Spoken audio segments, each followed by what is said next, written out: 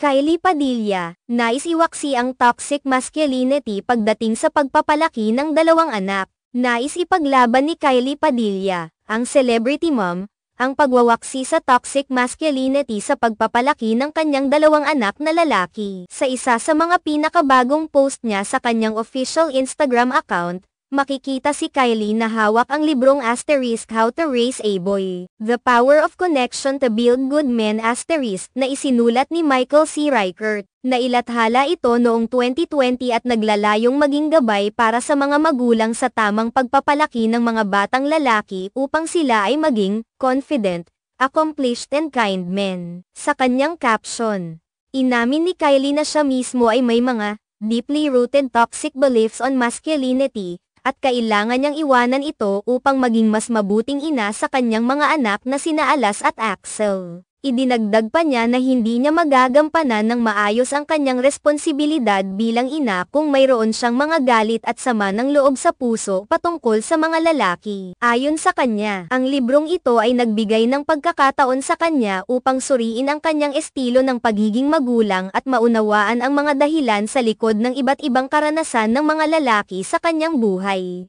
Hindi ito ang kauna-unahang pagkakataon na nagsalita si Kylie tungkol sa kanyang mga anak at sa paraan ng kanilang pagpapalaki. Noong nakaraang Hulyo sa programa ni Boy Abunda na Fast Talk, ibinahagi ni Kylie na siya ay co-parenting kasama ang kanyang dating partner na si Aljor Abrenica. Ipinapakita ni Kylie na ang pagwawaksi sa toxic masculinity ay mahalaga hindi lamang para sa kanyang mga anak kundi pati na rin para sa kanyang sarili. Ang kanyang mga pahayag ay nagsisilbing paalala sa mga magulang na dapat tayong maging mapanuri sa mga ideolohiya na ating pinapaniwalaan at ipinamamana sa susunod na henerasyon. Ang pagiging bukas ni Kylie sa kanyang mga nararamdaman at sa kanyang mga nakaraang pananaw ay isang mahalagang hakbang upang mas maging epektibo siya bilang ina. Sa pag-amin niya sa kanyang mga biases, nagpapakita siya ng lakas ng loob na hindi madalas ipakita ng mga tao, lalo na ng mga sikat na personalidad.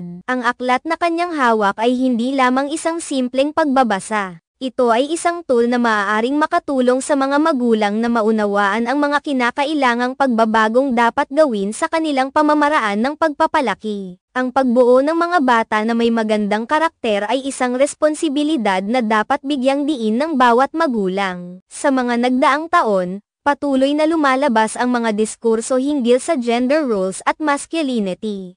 Ang mga ganitong usapin ay mahalaga, lalo na sa isang lipunan kung saan ang mga tradisyonal na pananaw sa pagiging lalaki ay nananatili. Ang mga ganitong ideya ay madalas nagiging sanhi ng mga pag-uugali at pananaw na nagiging hadlang sa pag-unlad ng mga bata. Sa kanyang mga pahayag, binibigyang diin ni Kylie ang responsibilidad ng mga magulang na ihandog ang isang ligtas at positibong kapaligiran kung saan ang kanilang mga anak ay makakapag-explore at makakapag-develop ng kanilang sariling pagkatao. Ang pagkakaroon ng koneksyon at empatiya sa pagitan ng magulang at anak ay susi upang mabuo ang tiwala at pagkakaunawaan. Hinihikayat ni Kylie ang iba pang mga magulang na suriin ang kanilang sariling mga pananaw at subukan ang mga bagong pamamaraan sa pagpapalaki. Sa pamamagitan ng pag-aaral at pagbabago, magkakaroon tayo ng mas magandang kinabukasan para sa mga susunod na henerasyon. Ang kanyang mga sinasabi ay hindi lamang para sa kanyang mga anak kundi para sa lahat ng batang lalaki na nagiging biktima ng masamang mga ideya ukol sa masculinity. Sa kanyang paglalakbay bilang ina, siya ay nagiging inspirasyon para sa iba na labanan ang mga toxic beliefs na maaaring humadlang sa tunay na pag-unlad ng kanilang mga anak. Sa kabuuan, ang mensahe ni Kylie ay maliwanag. Ang pagiging magulang ay hindi lamang tungkol sa paghahanda ng mga anak sa kanilang hinaharap kundi pati na rin sa pagbuo ng isang mas positibong pananaw sa buhay na nag-uugat mula sa mga fundamental na prinsipyo ng respeto at pag-unawa.